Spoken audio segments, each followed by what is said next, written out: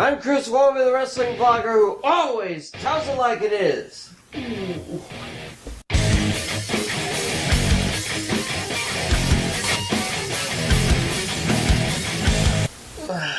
I'm sorry, I'm still recovering from the jet lag of WrestleMania. And the Raw and SmackDown afterwards, which are always pretty fun, didn't quite live up to the standard. Still, a lot to go through, so let's rip through this, alright? Here we go! Alright, WWE, enough is enough. This is the third straight year that WrestleMania went past midnight Eastern time. I have no idea why it takes you so damn long to get through these matches. WrestleMania 3 had 12 matches on the main card and finished under 3 hours. 30 years later, you can't finish that many under 5? And enough with the intermissions already. Well, sure, seeing John Cena back in his 2002 getup was fine, but hell, you could have just sent The Undertaker out so he could at least continue his appearance streak. You know, next year I'm shutting it off at 11:30 p.m. and watching the rest on Monday morning before work. Get your act together and compact those acts. And whose bright idea was it to try to unify the WWE and Universal titles the night after they both changed hands?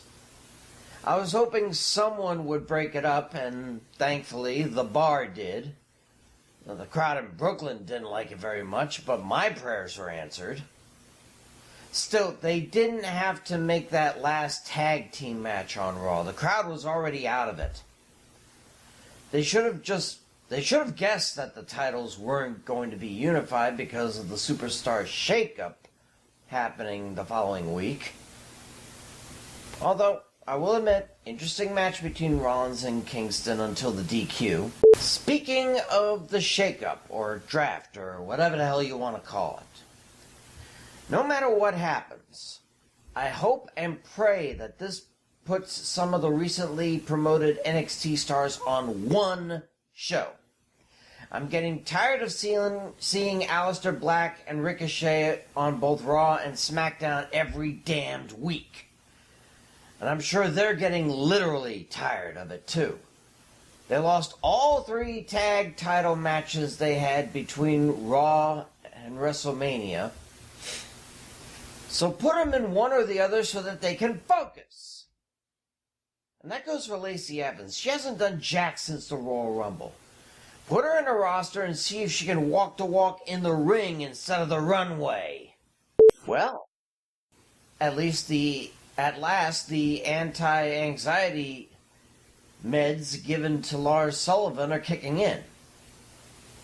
He was promoted out to Wazoo since before the year began, but thanks to his condition, they couldn't debut him until now.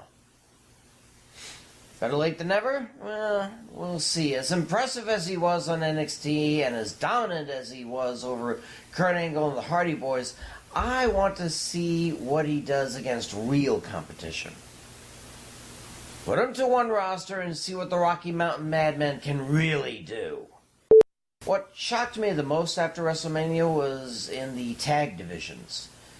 First, Zack Ryder and Curtis Hawkins actually held on to the Raw titles in the rematch with the Revival.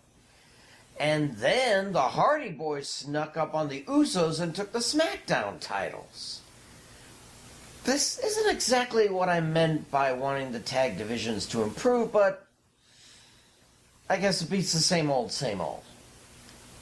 Now, if Black and Ricochet are up on, say, SmackDown to stay, they could give the Hardys a run for it, and no doubt about it, they would. As for the former Major Brothers, come on, Revival, you know you're better than this. So, Batista, Dean Ambrose, Kurt Angle, and allegedly Ronda Rousey had their last WWE matches at or just after WrestleMania, and they all lost. Batista I can grok because he's been gone being James Gunn's biggest star. But I really thought Angle would shut Corbin up once and for all. Ambrose, well, at least he went down swinging. And though I know Rousey's contract is up, I kind of hope she'll be back. I mean, she was just starting to hit her stride.